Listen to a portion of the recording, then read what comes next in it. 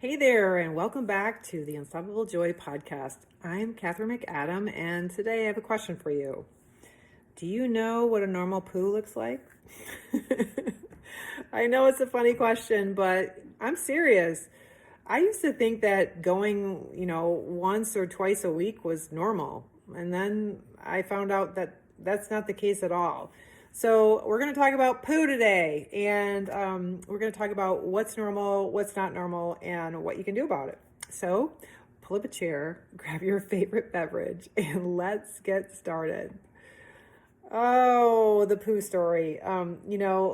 It's funny. A lot of us don't want to talk about poop, and it's a very private conversation. And so I'm gonna let you into my little living room here, and we're going to talk about poop and what's normal, what's not. You think about if you have a pet or if you're a parent and you have a baby, babies, they poop or they eat, they poop, they eat, they poop. That's kind of like the whole pattern, and they can go like 8 to 10 times a day is normal for a little baby. And as we get older, I don't know what happens, but somehow that disconnect happens. Your dog goes out. My dog, oh my gosh, Henry, my Jack Russell, he goes out all the time. And I don't know if he just wants the treats. I'm guessing it's part of the issue, but I don't know how many times a day he goes, but it's a lot. And even Rusty, the little dash hound, he goes a lot too. So, but some people have issues where they don't go, and that is uncomfortable for one, but not normal. So what is normal? Normal is at least one time a day. 1 to 3 times a day actually is what is considered normal for the number of bowel movements. And I actually have a chart. I will link it in the show notes of what type of stool is normal. When we are more constipated, our poo comes out in more like little pebbles. Sometimes it can be little pebbles and connected all together. So what do you need to make sure that you are going consistently? There's 3 things that are important with having a good bowel movement. And the first is water. You have to have enough water. Studies show that you should drink approximately half of your body weight in ounces of water a day.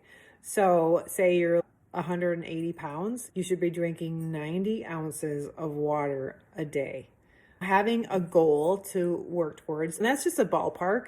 If you have some congestive heart failure or kidney failure, then you're not going to want to drink that much. That's for you and your doctor to decide. This is just educational. I'm not your doctor. Just take it as health in general advice here. Water is crucial. It's what helps all of our body systems to function properly. Our brain needs water. Our kidneys obviously need water to flush things through and to rid our body of toxins. Every bit of our circulatory system and our muscles and every organ in our body needs water. And I love water. Oh, I love water. I have so many things that I learned while I was studying fisheries and wildlife that I absolutely love water. It's an incredible gift that God has given us, and don't get me started on that right now. I'll have to definitely do a whole podcast about water itself because it is fascinating. But the other thing that we have to have for a normal bowel movement is fiber. And so fiber comes in the form of fresh fruits and vegetables is one source. Whole grains is another. They can give you extra fiber. So applesauce is okay, but the actual skin on the apple is where a big part of the fiber comes from. Baked potatoes, the skin on the potato is part of the fiber. So if you are basically peeling and mashing everything that you eat, you're going to lose some of that, especially if you overcook it. And then the last thing that we need for a good bowel movement is fat. And a lot of people don't think about this, but fat is really the lubricant. It helps to lube the whole tube so that things get from one end to the other in a normal time limit or time period. And so healthy fats are really crucial to maintaining a good regular bowel movement or bowel pattern. Healthy fats. So let's talk about that. Fats. Fats themselves are not all created equal. And there's The fats that you want to consume are things like olive oil, coconut oil, butter from grass-fed cows, nuts, especially walnuts are really good, cashews, almonds, avocado is a great source of fat. So all these fats you need for not only lubricating your gut, but they're really good for your joints.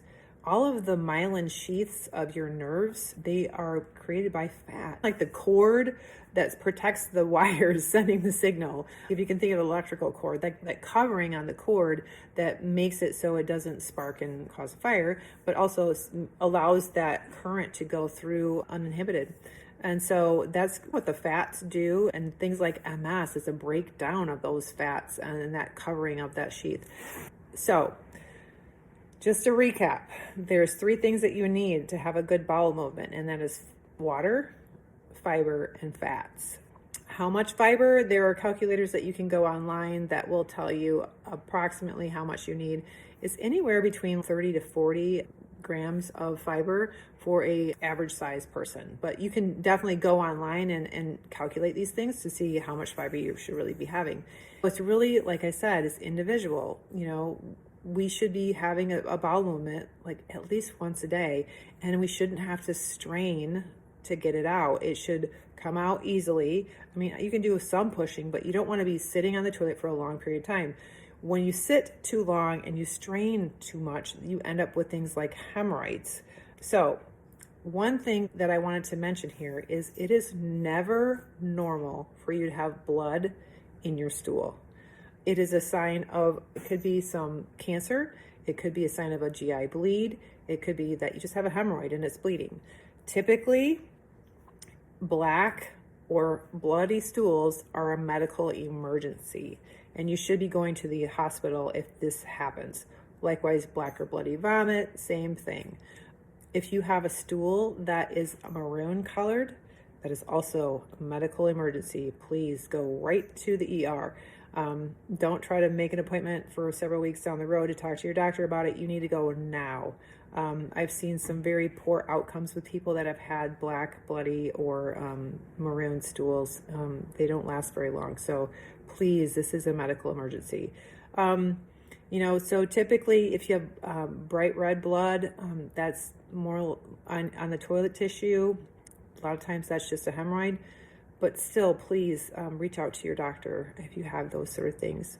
Things that can cause a GI bleed are aspirin. So I had a couple of patients come in that didn't want to take Tylenol or Motrin. They were kind of old school and they wanted to just do the aspirin. And they were taking a lot of aspirin several times a day, and they ended up becoming anemic. And that was what brought them into the hospital. Then we found out they had a GI bleed because they were taking so much aspirin, it was causing bleeding.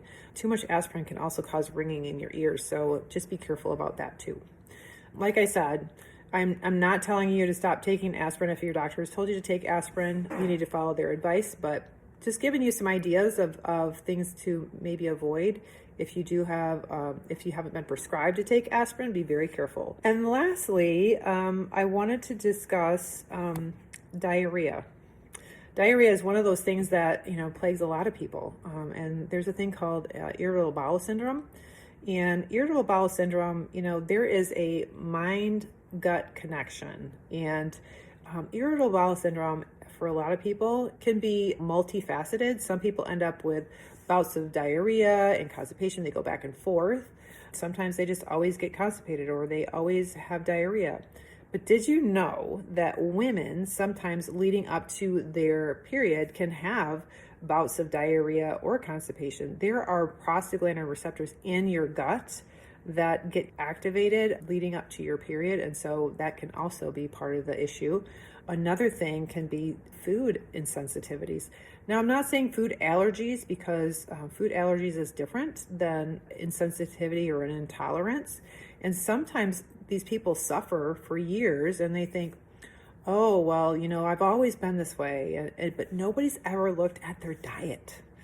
And so if you have some irritable bowel syndrome, please reach out to me or to your practitioner and talk to somebody about your diet. And I have some tips and some ability to do some deep dive into things to know if you truly have an allergy to things, or if we're looking at just your body thinking that it has encountered this as a foreign body and it's trying to get rid of it because you have inflammation.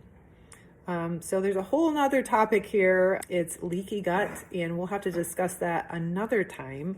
But just wanted to say a little bit about that, is that you can have food intolerances and you can have dysbiosis, which is a disruption of that good and bad flora of your gut that can lead to a thing called leaky gut, so you have villi, right, in the lining of your intestines. And if there's certain good bacteria that help maintain the villi and they maintain that mucus layer that's on top of that, it protects them. Well, if there's an imbalance, then that protection is gone. And so what happens is the villi, they're smart. They have like little channels that know what to let through and what not to let through. And so they let through nutrients, and that's supposed to get into your blood system and carry those away. Well, if the good mucus layer that is maintained by the good bacteria is disrupted, then things that are not supposed to get through these layers, that are not supposed to get into your bloodstream, get into it. So that's like food particles, other bacteria that is detrimental. And so then your body goes on high alert and has an inflammatory response. And so a lot of our inflammation can stem from actually a leaky gut. And that can trigger autoimmune and all kinds of other things that can wreak havoc with your health. So I hope that you enjoyed our talk about poop. There's a book that my kids read, and I've seen my nieces and nephews had, called Everybody Poops. And that's probably a good name for this podcast, because everybody poops, and everybody should poop every day, at least once a day. That is what is healthy. And if you need help with your pooing and your tummy is upset and you're bloated after you eat, or you have stomach pain all the time, then you need a little bit of an evaluation. I mean, a big evaluation by your functional medicine provider. And that's what we do here at So-So Functional Medicine. We help you get to the bottom of what's happening with you specifically. We have advanced testing that your conventional doctors don't offer. We are so happy to be able to provide that service to you and really help you to uncover what's happening and be able to correct it. My whole goal is not to put you on a bunch of supplements, to keep you stuck on these supplements for the rest of your life. My whole goal is to correct the imbalances that you have and help you to rebuild your system as God created it, so that it will function well and function to the best of its ability. That's what functional medicine is all about, is getting your body to do what it was created to do. And so if I can help you with that in any way, come on over to So-So Functional Medicine and we will get to the bottom of what's happening. Get it? Get to the bottom. I hope you found this helpful. I hope you found it inspirational and educational. And as always, I hope you have a great rest of your week. Be blessed.